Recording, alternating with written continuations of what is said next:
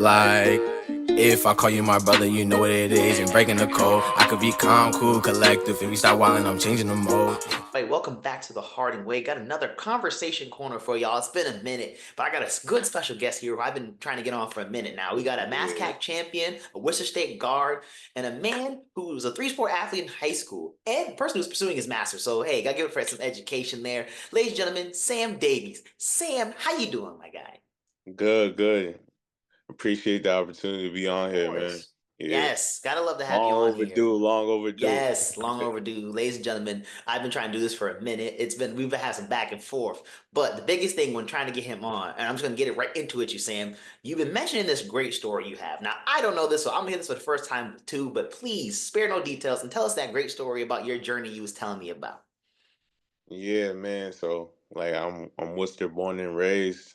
Uh Started elementary school at Seven Hills. And then I went to a private school at St. John's in Shrewsbury. I played basketball all my life. Um it said a three sport athlete. My first those two other sports that I really tried in high school because either I was trying to prepare for basketball or like basketball wasn't going the way I wanted it to. Hmm. But so I grew up in Worcester, played like St. Joe's, played uh outside, grew up on the east side of Worcester, East Middle. So I was just playing around, just always working on my game and always wanted to play basketball. So when I went to a private school, it was a brand new journey for me, especially it being a predominantly white school. And I really made my friends through sports and also obviously focusing on education. But just to fast forward through my junior year was when I got cut, and that's when like basketball really was taken away from me for the first time. So that really made me have a reality check. Um, a lot of people after college or um, throughout their college tenure don't know what they want to do. And my junior year really allowed me to find myself and understand life after basketball. And then my senior year at St. John's, I made the team, but I didn't play at all. Hmm. I have a story about that as well. But then I didn't really think I could play anywhere, really. So I just went to UMass Florida to pursue my mechanical engineering degree. And I actually graduated in 3.5 years. And when that opportunity presented to me to go to Worcester State and to play basketball, I felt like I couldn't pass that up, and that's where it got me here today. And I'm just grateful for that. Wow. See, I didn't know that. So the first question I got for you then when you mentioned that, the getting cut junior year. So like you said, you went and found yourself, but like what was Yeah, besides that, what was the biggest lesson you learned when it came to getting cut but still pursuing your basketball career? yeah. I mean, like when I got cut my junior year, like I I didn't really like pursue basketball as much as I did beforehand because like junior year for like high schoolers know that's a real huge year maybe because especially at St. John's because Hmm. usually your freshman year you're on freshman, your sophomore year you're on JV, and then your junior year you finally get to play varsity. So I thought I was gonna have that opportunity, especially when their star guard, like Tyler Muller was his name, he broke his foot or something. So there was an open opportunity. So Yeah. but I got cut. So so then after that, like I was really just focusing on school and also just like playing basketball on the side, just like AAU just to enjoy the sport I always loved. But that yeah, that was that was an experience for sure. When especially when all my close friends throughout Central Massachusetts, they're not like only good basketball players; they're like stars. So like Dalen Sanders Dyer or Stephon, like people I always played against and competed with. Like I see them doing their thing, but like for me, I had to sit that one out, you know. So Hmm. But then you said you went back senior year. So like, how was Yeah. that experience when you then get back senior year, but then don't play as much? Like, how do you not give up and quit? You know? Yeah, I mean, like at St. John's, like back then, just getting on the team like was a huge thing. And a funny story, my guy, Mr. Foley. But when I played football my senior year because I just wanted to be like a part of a varsity team Hmm. before I graduated high school because I didn't think I would have made the team because like they don't really uh they don't really pick seniors when they only have 1 year left. Mm. So I just went in that trial with a free mind. I was doing my thing, and Foley pulled me to the side. He said, he told me, he was like, um, you could be on the roster, but you're gonna be the 12th guy. And there's Uh, only 13th guy. There's only 13 guys on the team. Shout out John Love. And he was like, yeah, John Love's gonna be the 13th guy. I'll be the 12th. I said that decision is yours if you want to be on the team or not. So I was just like, yeah, I'll just be on the team.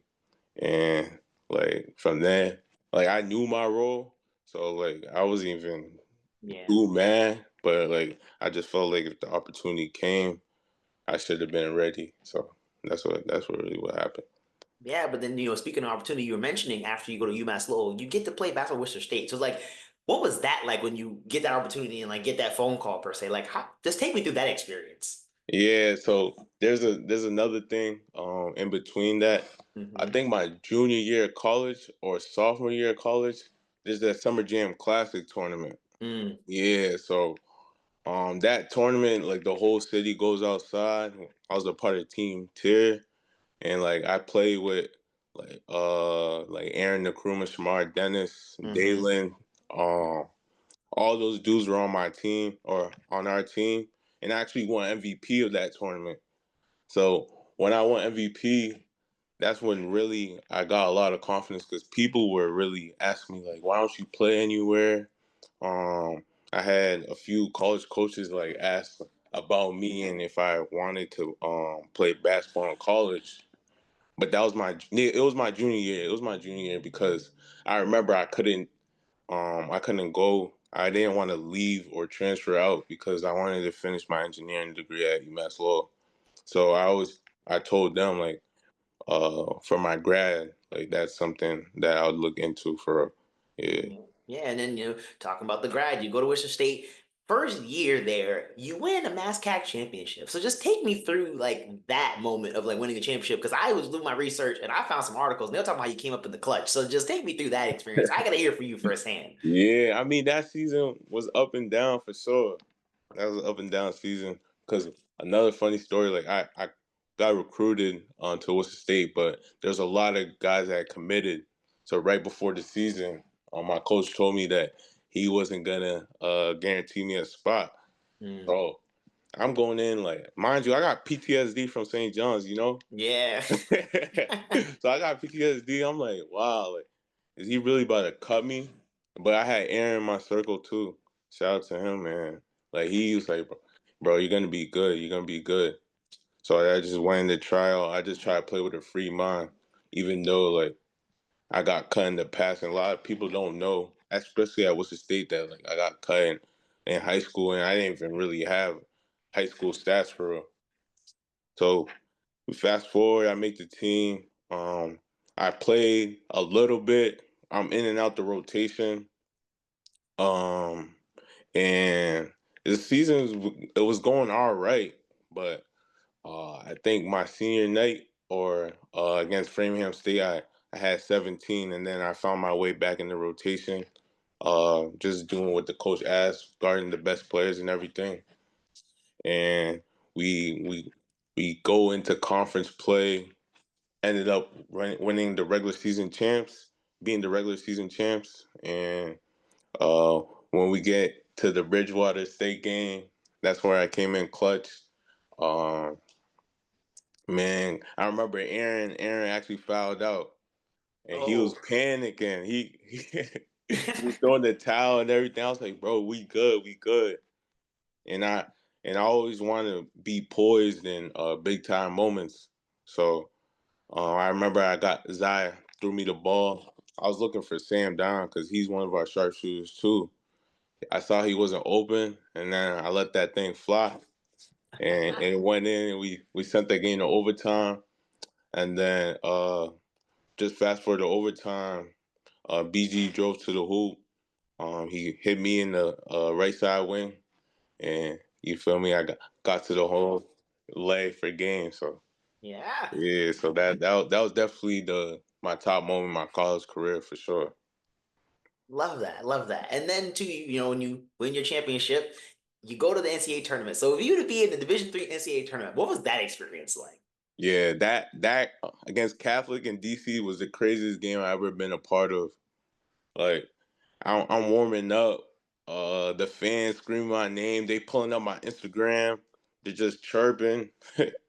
Like that was the craziest experience I ever been a part of, and we almost pulled it off. We lost in overtime, but unfortunately, that one still hurts because we would have been, I believe, the first team in Worcester State to win a NCAA tournament game. But Mm. does that experience, man, the crowd, the fans over there was insane. That was surreal. Yeah, I mean, yeah, having hecklers, like, what does that feel like having someone heckle you? Like, just take me through that experience alone there. Yeah, so man, they thought they counted us out. Like there was before the game, it was like, yeah, because we were the underdogs. I forgot what seed we were. I don't know if we were like the 12th or the 13th, something like that. But in warm ups, they're heckling all of us. They bringing up our Instagrams. They're making fun of our shoes, anything, man. But we started off strong, so like we really. I believe we were up 20 in the first half. Really, we was up Mm. 20 in the first half. So shutting up the hecklers, that was like a good feeling, but unfortunately, like they came back and Yeah. got that win. So Yeah, but then also too, like going back, we were mentioning the different times of being cut. yeah, I gotta ask you, like, when for future athletes or kids in yeah, that situation now, like, what advice would you give them on that experience of getting cut? yeah. So I mean, there's two ways you could go about it. You could quit, or you could just prevail through it and believe in yourself and work towards your goal. Man, one thing about me, I'll never give up, man. So that's just how I looked at it. Man, just embrace every opportunity you get because like I got presented to be on the team my senior year. I could have said no. He gave me that opportunity to say yes or no, and I wanted to be a part of things because you never know um what would happen in the future. Mhm. And just like me being an engineer, a lot of people, because an inner city kid from Worcester, like a lot of people didn't think I could actually pursue and finish with that degree. I Mhm. remember a few people at my high school that didn't really think I could actually do it. So one thing about me is I'm gonna try something and I'm gonna find any means necessary to get that job done. Mm, I like that. By any means necessary. Love that. But then too, talking about your Worcester State experience, the next year you switch coaches. For all the Worcester people they know, Al Petway comes from North High. What was that experience like when you realized that your same coach isn't coming back, the one that gave you that opportunity? Yeah, so I'm forever grateful for Coach Hunley for sure. So like him leaving it hurt, but like I was also a little bit familiar with Al Petway just growing up in Worcester, so I knew this would be a good opportunity, especially with the way he plays and he likes to play fast and he gives his guards a lot of freedom. So I knew that would be a good opportunity, but it also hurt seeing my coach go that we won the championship with. So Yeah, and then you mentioned we talked about earlier, you only had a half year eligibility. So like how yeah. was that keeping yourself in shape and getting ready for that moment when you're jumping in halfway through the season, you have to just get right in it and now I don't have time to adjust or get like the early season struggles as they call it. Yeah, if you check my game log, my first game back was my worst game of the season. I was tired. We played Mm. against Williams too. That was a long game. That was a long game. But for me to try to keep in shape, I was working out with really my friends. Honestly, most of my friends are older too. So that I would go to St. John's with Stefan. Mm-hmm. I would actually go to St. John's practice. Shout out Coach Kennedy. So he really helped me, just allowing me to get in the gym, and then obviously on my free time, I'll try getting the gun at Worcester State and try to keep my body in shape. But that sitting out for half a year and then just playing is tough, man. I can't lie. Yeah. And Yeah. then to, there was a bit of a changeover with the roster and different teammates. So how is that, Justin, having a bunch of new teammates too with that new change? You're like almost like a rebuild in a way, you could say. Yeah. It was definitely a rebuild, just because last year the team prior, they were all veterans. They all been through Worcester State for 4 years. Like I believe we lost four starters or three starters, and they all knew the ups and downs. And even the assistant coaches has been there for a while or played at Worcester State. So it's definitely a culture change, and definitely a lot of buying in that needed to be done to be successful. And towards the end, if you could see our schedule and um, our results towards the end, that's where we really tried to buy in. Yeah. I mean, it definitely shows the way you guys ended that season. But then speaking of the season as a whole, just a quick question for you. If you can give your season a grade on a scale of like 1 to 10, like how do you think that season went for you guys? Out of 1 to 10, One being the worst, 10 yeah, being the best. one being the worst, I'll give it like a 7, Okay, because yeah. what makes you give it a 7? Yeah, because we actually got the number. We should have been the number one seed, and we should have been regular season champs, but we had to forfeit 2 games Hmm. due to like a player being ineligible or something. So that really hurt. Not having home court in the playoffs, when we felt like, and we proved that we was the number one seed in the conference. Like, we didn't get that championship, but at the end of the day, we prevailed because we started the season really bad, and we was able to flip a switch and um, be better. Yeah. And as we're starting to close this interview, got a couple fun questions for you as we end it out here. First one I like to give people, give me a Mount Rushmore. So like top four favorite teammates you've played with. My top four favorite teammates. High school, college, whatever, just top four. Yeah, A Mount Rushmore, if you could say. my favorite teammates. Number one would probably be Bobby Duquette. Okay. He played at St. John's. That's my guy to this day too. Number two, no order, but no order. But number two would be TJ Power. That's one of my guys to this day as well. Brandon Gores, number three. That was my backcourt. And number four, hmm, Hmm. I'm trying to think who my fourth one would be. This is like I call this one the shout out stage. Yeah, You yeah. I'll secretly give get it to. four. I'll You give. I'll secretly give a get four shout out. shout outs. So Yeah, I'll any give a honorable shout. mentions you can give too. Yeah, I'll give my shout out to Subi. Subi. Yeah, Subi's my dog for sure. Okay. Yeah. And then the next one we get for you is a go-to pregame song. Cause I know everyone has one. You're in the locker room getting ready, headphones on. What we playing? Mm, trying to think my go-to, because I shuffle most of my songs really. Uh-oh. Yeah, I play like Type Shit by Future a lot. Type Okay. Shit, yeah, Uh-oh. All right, a little bit of future. Any other artists that are in the Rolodex since we usually shuffle it, you saying? yeah. I listen to a lot of Nino Pay, uh, Lil Baby. Okay. Even I listen to Afro beats before the game sometimes. All Like, right. Uh-oh. yeah, That's an like answer I've Burna not Boy and gotten stuff. yet. Yeah. Yeah, so it fluctuates really what mood I'm in. And Lil Wayne too. Some throwbacks too, yeah, for sure. Okay. And then the last question I got for you, once Yeah. again, thank you for coming on the show, but I always love to ask people this one. Who inspires you? Who inspired me? Hmm.